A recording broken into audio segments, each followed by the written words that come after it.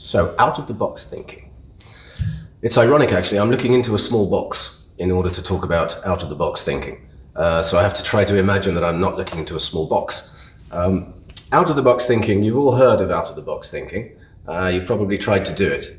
And you've probably seen wonderful examples of out-of-the-box thinking. And in fact, every great piece of human progress in history has come from somebody thinking outside of the box.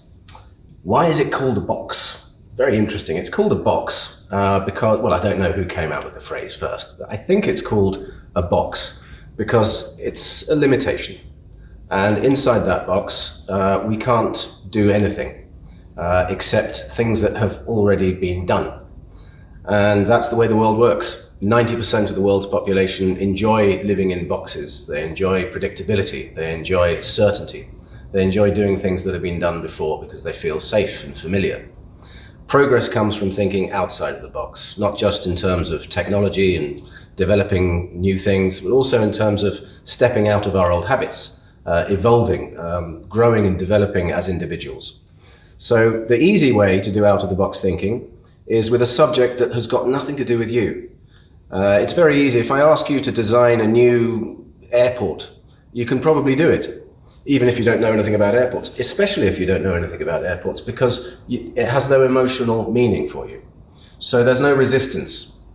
If I ask you to think outside of the box in terms of, for example, your relationship with your dad, it's much, much harder. You're an expert on your relationship with your dad. It's much harder for you to think outside of the box on that subject because it's so close to you emotionally.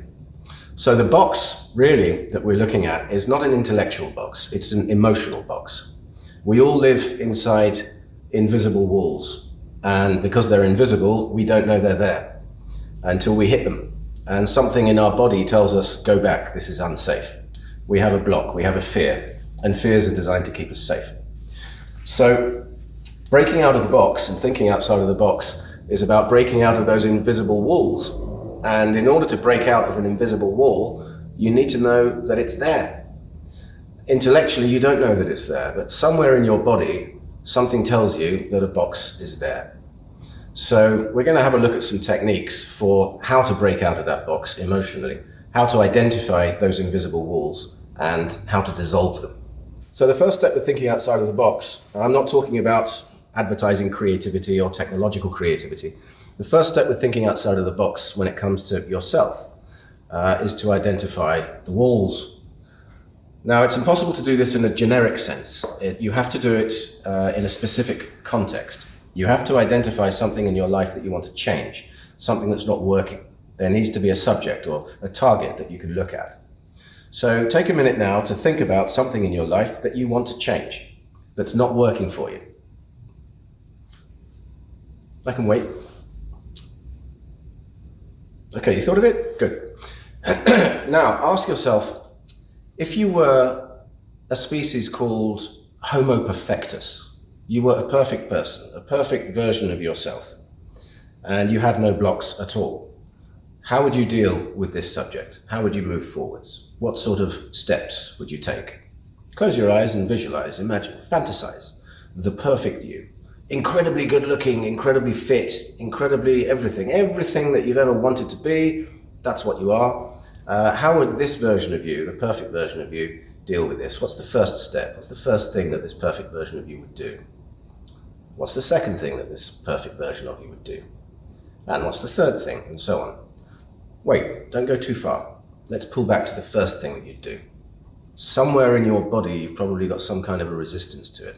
You've probably got some tension, maybe in your neck, maybe in your chest, maybe in your stomach.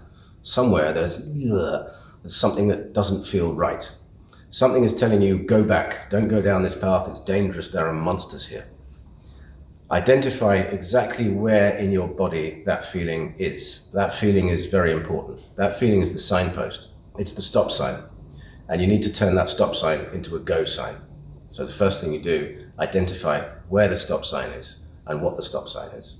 Where in your body do you feel this resistance? And what does it feel like? I can wait.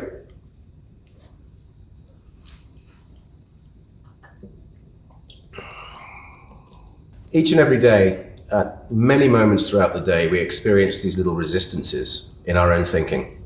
And we don't consciously know that. We just know we feel slightly uncomfortable. So we think about something else, we do something else.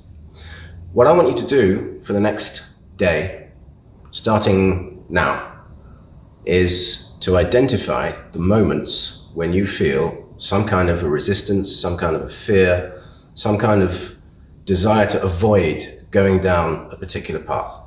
Whether it's a thinking path, you want to stop thinking this thought, you want to stop thinking about this subject, or whether it's an activity that you know you should do and you don't want to do. Notice it. You don't have to do anything about it for the next day, just notice it. Very, very important that you observe, notice, identify, record in your mind, or maybe even on paper, what these feelings are, what these thoughts are that trigger these resistant feelings. Off you go.